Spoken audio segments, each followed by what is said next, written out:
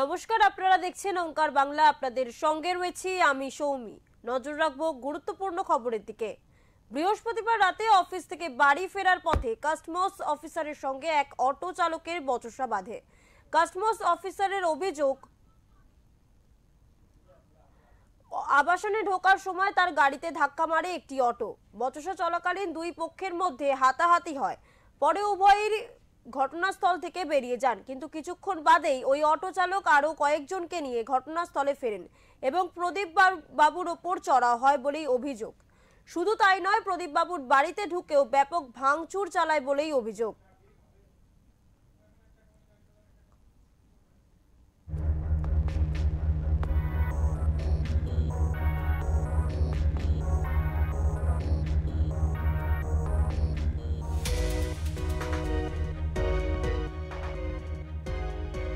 যেমনটা দেখা যাচ্ছে যে শুল্ক দপ্তর অফিসের ভিতর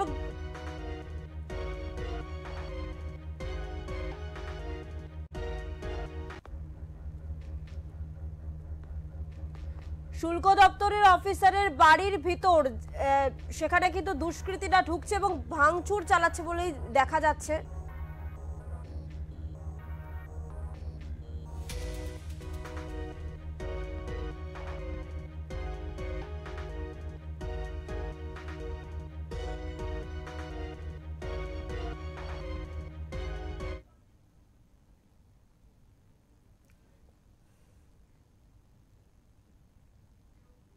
এই মুহূর্তে টেলিফোন লাইনে রয়েছে আমাদের প্রতিনিধি শুভজিৎ দাস। শুভজিৎ, তোমার থেকে জানতে চাইবো যে ঘটনাটি ঠিক কি ঘটেছিল, দর্শকদের উদ্দেশ্যে যদি আরো একবার জানাও।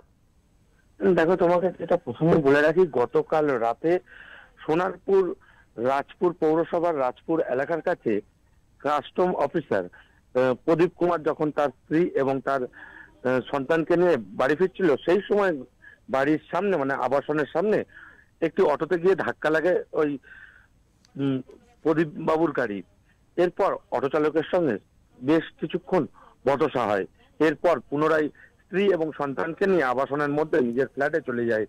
কিছুটা পরেই এই অটো চালক বেশ কয়েকজন দলবল নিয়ে ওই আবাসনের মধ্যে প্রদীপ বাবুর ফ্ল্যাটেই চড়াও হয় এবং প্রদীপ বাবুর স্ত্রীকে হেনস্থা করে।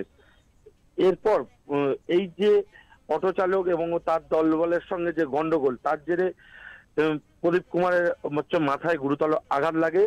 পরবর্তীকালে মাথার গুরুতর আঘাত নিয়ে স্থানীয় হাসপাতালে গেলে প্রাথমিক চিকিৎসা করার পর ছেড়ে দেওয়া হয় বলে জানা গিয়েছে। কিন্তু সম্পূর্ণ বিষয় তদন্তে নেমে সোনারপুর থানার পুলিশ একজনকে গ্রেপ্তার করেছে সিসিটিভি ফুটেজ দেখে। আর এই ঘটনার পরিপ্রেক্ষিতে রবিবার দুপুরে ওই প্রদীপ কুমারের বাড়িতে যান রাজ্যের বিরোধী দলনেতা শুভেন্দু অধিকারী। প্রদীপ কুমারের বাড়িতে গিয়ে আক্রান্ত প্রদীপ কুমারের সঙ্গে বেশ কিছুক্ষণ কথা বলেন এবং শারীরিক অবস্থা নিয়ে বেশ কিছুক্ষণ কথা বলেন রাজ্যের বিরোধী দলনেতা শুভেন্দু অধিকারী।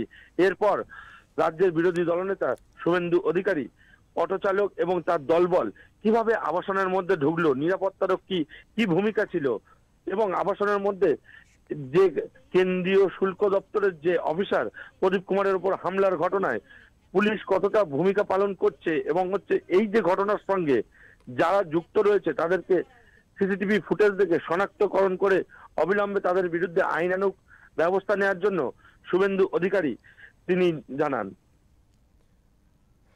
শুভজিৎ, তোমার থেকে জানতে চাইবো যে সিসিটিভি ফুটেজে যেমনটা দেখা যাচ্ছে যে একজন ব্যক্তি নয়, একাধিক ব্যক্তি কিন্তু সেই অফিসারের বাড়ির ভিতর প্রবেশ করছে। সেক্ষেত্রে পুলিশ ইতিমধ্যে একজনকে গ্রেফতার করেছে, বাকি যারা প্রবেশ করেছে সেই বাড়ির ভিতর তাদের কি কোনো খোঁজ পাওয়া গেছে? যেমনটাই তুমি বললে সেরকমই একেবারে অভিযোগ করছে রাজ্যের বিরোধী দলনেতা শুভেন্দু অধিকারী।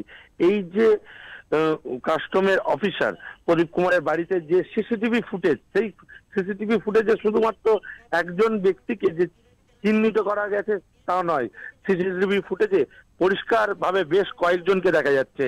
কিন্তু এই ঘটনায় কেন একজনকে গ্রেফতার করেছে সে বিষয়ে প্রশ্ন তুলেছে রাজ্যের বিরোধী দলনেতা শুভেন্দু অধিকারী। এর পাশাপাশি সিসিটিভি ফুটেজ দেখে যারা যারা ওই কাস্টম অফিসারের বাড়িতে হামলার ঘটনা এবং মারধরের ঘটনায় জড়িত রয়েছে তাদেরকে এই সিসিটিভি ফুটেজ দেখে শনাক্তকরণ করে অবিলম্বে গ্রেপ্তারের দাবি তুলেছে রাজ্যের বিরোধী দলনেতা শুভেন্দু অধিকারী।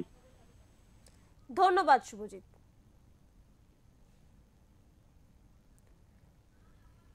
এই গোটা সমগ্র বিষয় নিয়ে রাজ্যের বিরোধী দলনেতা শুভেন্দু অধিকারী ঘটনাস্থলে পৌঁছেছিলেন।